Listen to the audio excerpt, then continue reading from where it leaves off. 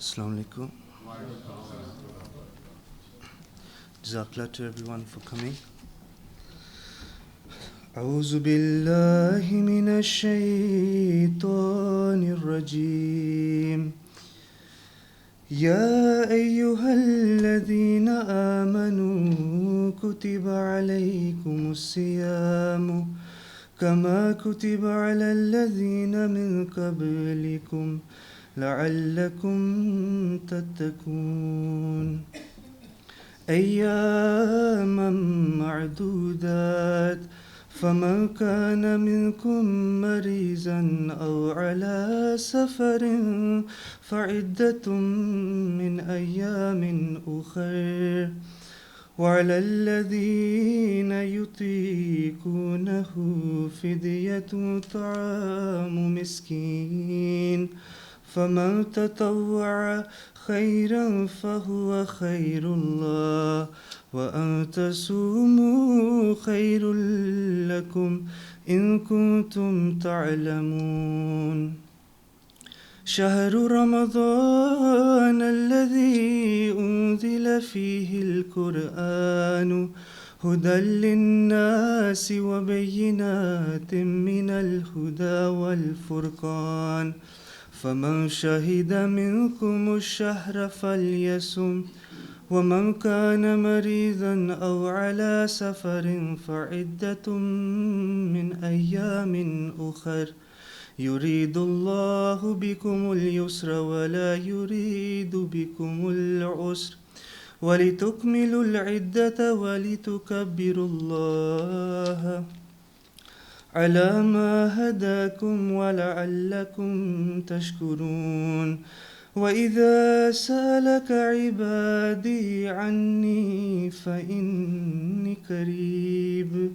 أجيب دعوة الداع إذا دعان فليستجيبوا لي وليؤمنوا بي لعلهم يرشدون.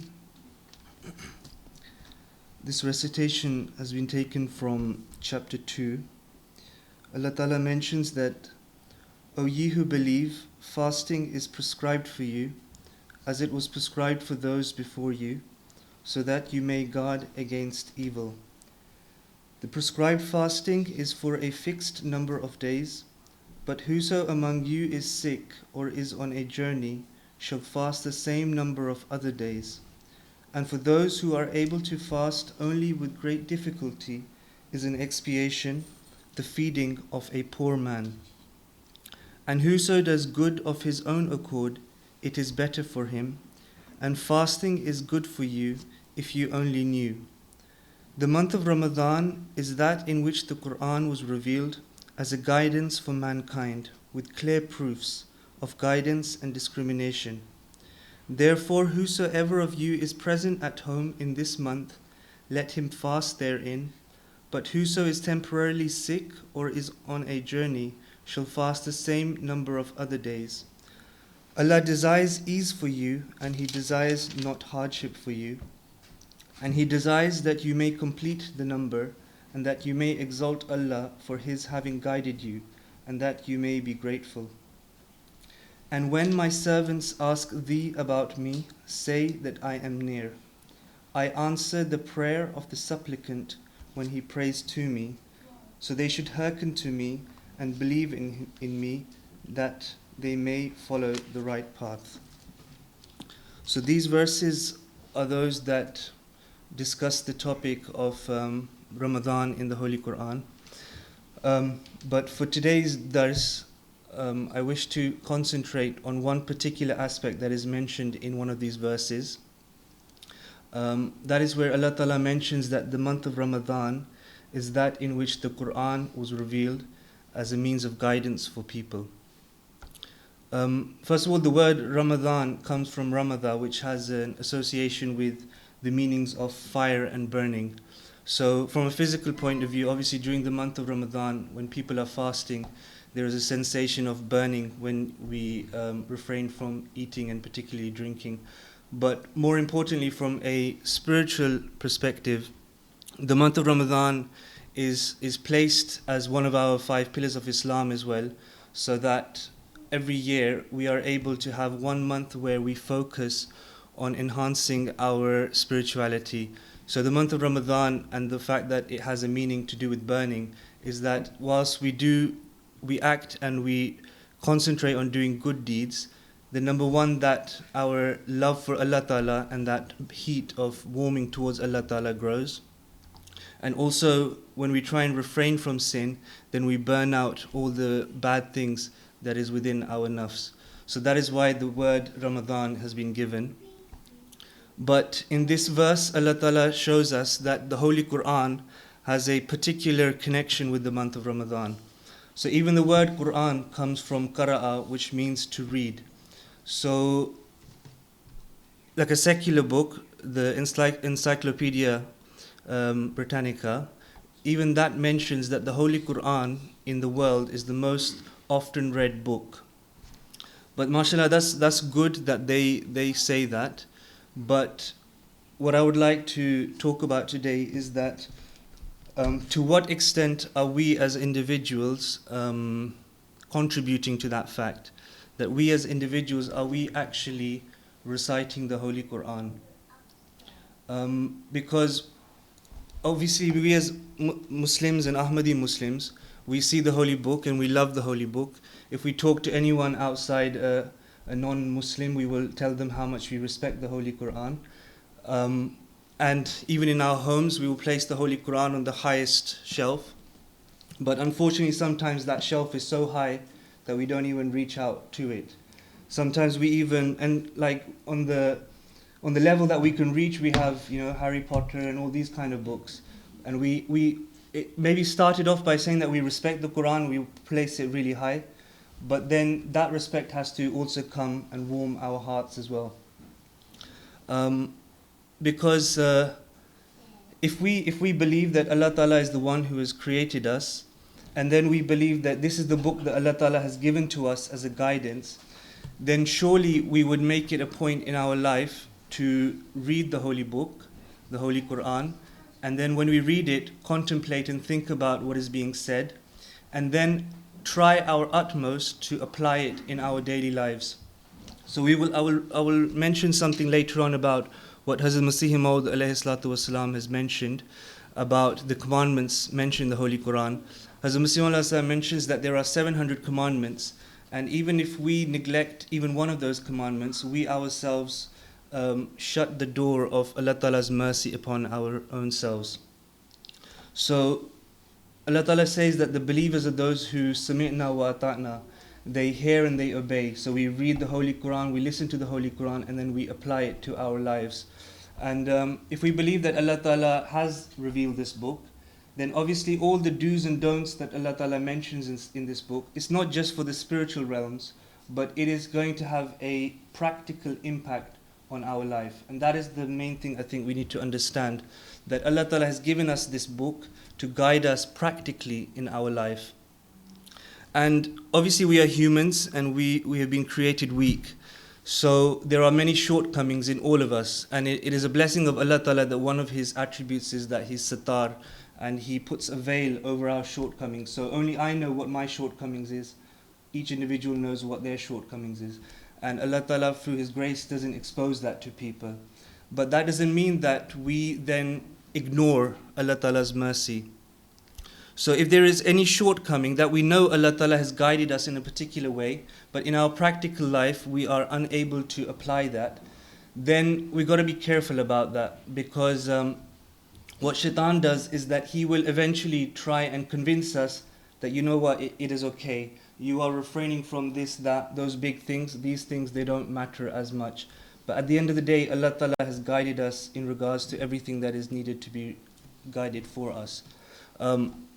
Like one major obvious guidance that comes to mind is in regards to parda. And whenever we talk about parda, our mind goes straight to the ladies and the implication and their parda. But actually when the Holy Quran talks about parda, it talks about the parda of men first of all, and then in the second verse after that, the parda of women.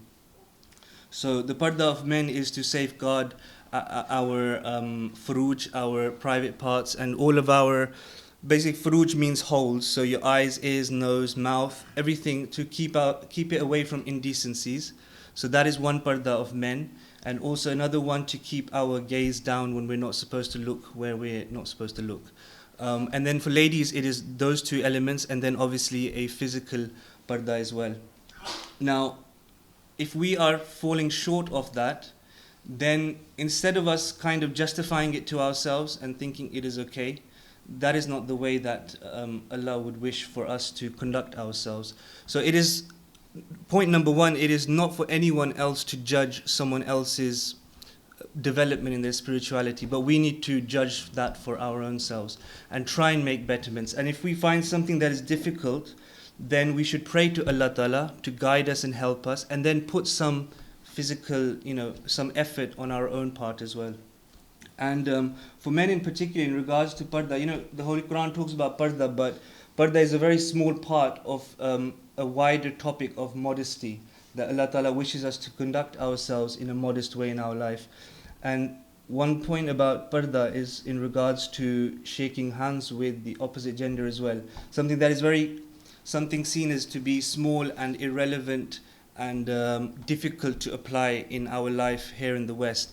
But at the end of the day, the Holy Quran is there for every society. And Hazrat Khalifatul Masih, who is in this world to guide us on the right path and according to the Quran in the given society that we're living in, he's made it also very clear that we need to start making these conscious efforts to refrain from doing that. So, the world talks about equality. So we are very conscious about those people who have a culture of parda in their household. We're very conscious about our ladies. They should not touch any male. Don't even talk to the shopkeeper. But then we as men, when we go out in our businesses, we're shaking hands. I've been to a local peace symposium where the uncle was actually doing a jappi with the auntie. And so he was standing right in front of everyone when everyone was greeting. So clearly he doesn't see that as a problem. But that is a problem, because those are the starting points of the whole concept of parda. So, but even at that point, we shouldn't be judging anyone, but we as an individual should be thinking that what is the Quran saying, and what is the practical implications of that as well. And Hazrat Muslim Maud Razillah Ta'ala Anhu mentioned that he talks about Irfani Allahi, how we can develop a relationship with Allah Ta'ala. And Hazrat Muslim who mentions that the first stage of having a connection with Allah Ta'ala is repentance. And then he mentions 7 stages of repentance. And the very first stage of repentance is that an individual should bring in front of his eyes, in front of his imagination, all the particular shortcomings in his character. And instead of brushing that under the carpet, should actually feel guilty about that to Allah Ta'ala, not to anyone else, but to Allah Ta'ala, and pray to Allah Ta'ala, and as Hazur mentions, that weep in front of Allah Ta'ala, that, oh Allah, help us in this regard. The Holy Quran talks about that it's a zikr, and also that fazakir, that it is something that we read and we remind ourselves, but also that we should use it to remind other people as well. And there's a verse of the Holy Quran in Surah Muhammad where Allah Ta'ala mentions that afala yatatabbarun al-Quran, that why is it that people do not contemplate deeper about the verses of the Holy Quran. And the word tadabbur here, it comes from the root of dubur, which means the behind or the back of something. So what Allah Ta'ala is saying here is that when you read a verse, say even if we read the verse about parda, then instead of just looking at it from a shallow point of view, we should take a moment to dwell deeper into it and think, what is the philosophy why Allah Ta'ala is mentioning it, and is it for our own betterment? So it's almost like looking at the ocean. It's okay, it looks beautiful, but when you actually dive deep into the ocean, then you see what the beauties it holds. So same with the Holy Quran. Allah Ta'ala is saying that don't just read it, but think about what is being said there as well. In regards to the Holy Quran, Allah Ta'ala mentions that إِنَّهُ لَقُرْآنٌ كَرِيمٌ فِي كِتَابٍ مَكْنُونٍ لَا يَمَسُّهُ إِلَّا الْمُطَهَّرُونَ, that this is indeed a noble Quran in a well-preserved book which none shall touch except those who are purified. So obviously this can mean physical touching as well, but more importantly, spiritually touched. So even right at the outset of the Holy Quran, Allah Ta'ala mentions that Alif Lam Mim Dhalikal Kitabu La Rayba Fi Hudal Lil Muttaqin, that this is a perfect book, there is no doubt about it, it is a guidance for the righteous. So that is a very important sentence there, that the Holy Quran will be a guidance for the righteous people. So there will be many people who may read the Quran, but may use it from a negative perspective. But if we are there to try and seek blessings from the Holy Quran, then we need to be, in our conduct, we need to try and be righteous, and then the Holy Quran will truly affect us. Then Allah Ta'ala mentions, this is an interesting verse that I came across, that فَقْرَأُوا مَا تَيَسَّرَ مِنَ الْقُرْآنِ, that recite then as much of the Quran as is easy for you. So sometimes when the month of Ramadan comes, people, there are like, even within Khudam Lemdia, there are campaigns that finish the Holy Quran in 1 month. And all of these are practices of the Holy Prophet Muhammad sallallahu alaihi wasallam, and Hazur also insists that we do it. But the fact is that we shouldn't just be stopping at that point. The Holy Quran should be a recitation that should be continuous within our everyday life. So here Allah Ta'ala is making it very clear that read the Holy Quran, and read as much as it's going to be easy for you to maintain. So I remember at our regional Ijtima just now, Nasim Badr Sahib came, and he was mentioning about how one of the companions of the promised Messiah alayhi salam, when he came to the promised Messiah alayhi salam, he said to him that in the beginning, just make sure that you recite at least one verse of the Holy Quran, the Arabic, the translation, and think about it. Again, that tadabbur, about that verse. So that is something that we should do. And to read 1/4, a ruba of the Holy Quran, so 1/4 of a part, the Arabic and the translation, it takes half an hour, 15 minutes. So ruba, I think, consists of about 4 rukus. So 4 rukus will take 15 minutes, and 15 minutes for its translation. So that is 4 rukus. Even if we done 1 ruku, how much time would that take in our life, in our day? So this is something that no one can force anyone to do anything, but at some point that understanding needs to come to us as individuals, that we need this for our own betterment. Then the Holy Quran talks about listening to the Holy Quran. Allah Ta'ala says, and when the Quran is recited, give ear to it and keep silent, that you may be shown mercy. But then Allah Ta'ala says that you should also recite the Holy Quran.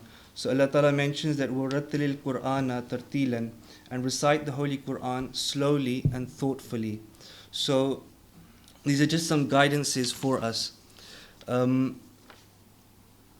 Just like to share 2 ahadith with you. Hazrat Anas ibn Malik रज़ियल्लाहु ताला अन्हु बयान करते हैं कि हज़रत सल्लल्लाहु अलैहि वसल्लम ने फरमाया कि लोगों में से अल्लाह के भी अजीज़ होते हैं. पूछा गया कि या रसूलल्लाह, उनसे कौन लोग मुराद हैं?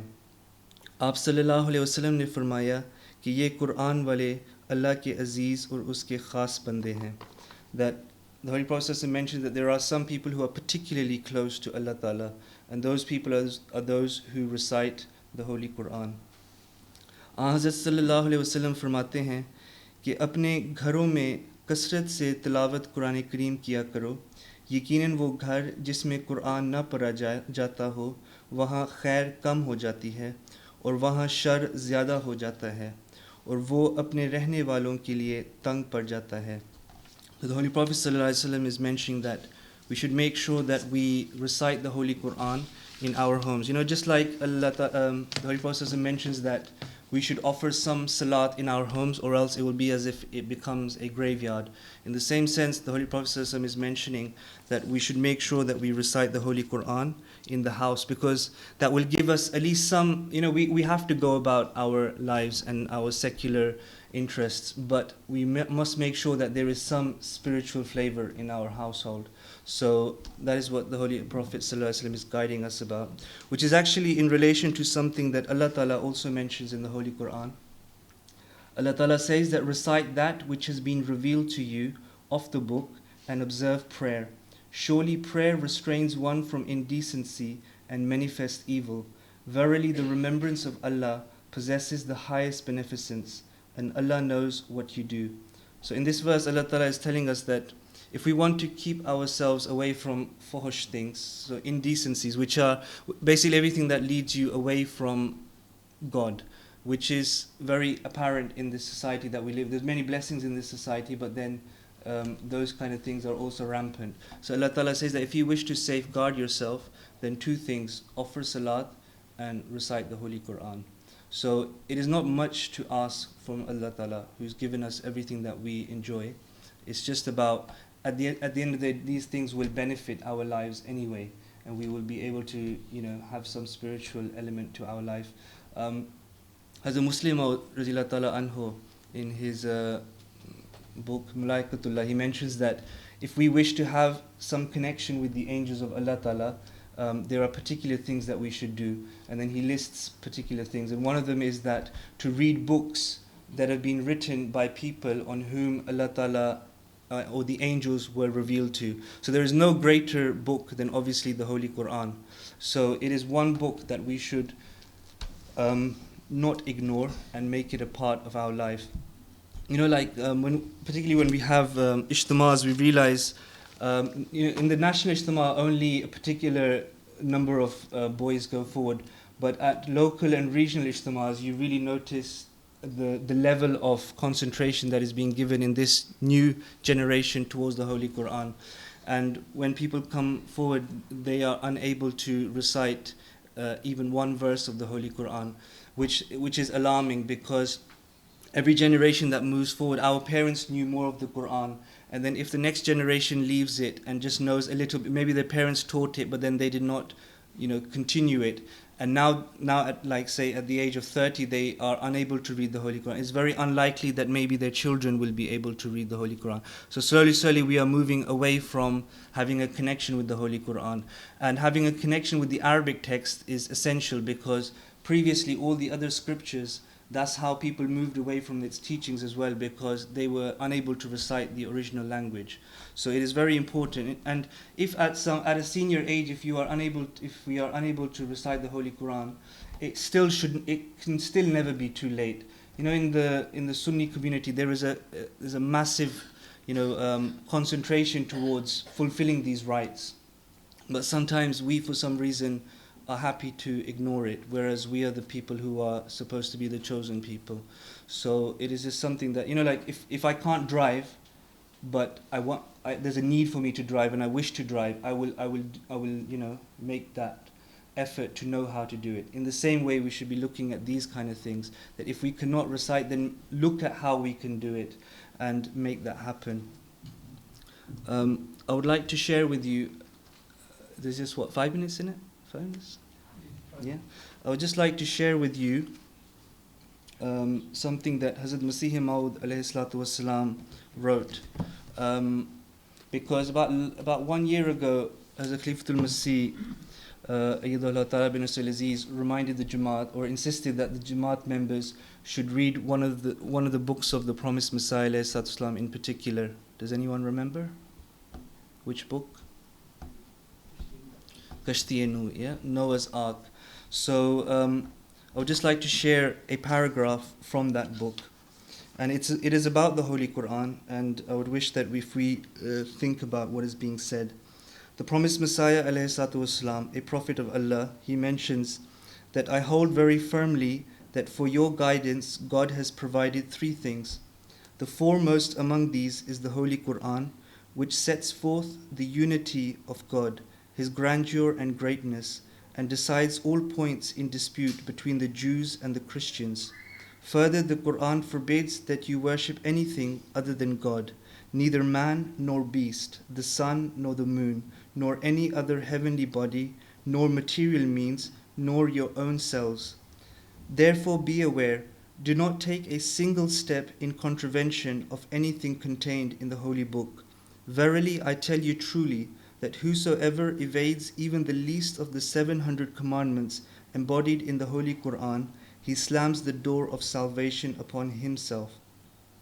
The real and perfect paths of salvation have been opened only by the Holy Quran. All others were only its shadows. Then Hazrat Masih Maud mentions, that the Holy Quran can purify a man within 1 week, provided there is no attempt to get away from it in form or spirit. So the Prophet of Allah Ta'ala is saying that it can take 1 week for us to reform ourselves by reciting the Holy Quran and contemplating on it. But the only condition is that we don't put up those bars between us and the Holy Quran, our own selves, and we let Allah Ta'ala change us freely. The Quran can make you like the prophets, provided you do not try yourself to run away from it. Apart from the Holy Quran, what book is there at the very outset which has taught its readers a prayer like Ihdina Sirat al-Mustaqim, Sirat al-Lazina an'amta alayhim, that, O Allah, guide us on the right path, the path of those on whom Thou hast bestowed Thy blessings. So just my humble request to myself as well and to everyone else is that life just keeps going by, and we don't know when our time can come to an end. So these are the kind of things that we need to concentrate on as well, and it can only benefit our practical life as well. So these things should be taken very seriously, because it is there for our spiritual reformation. So may Allah enable me and you to act upon these things.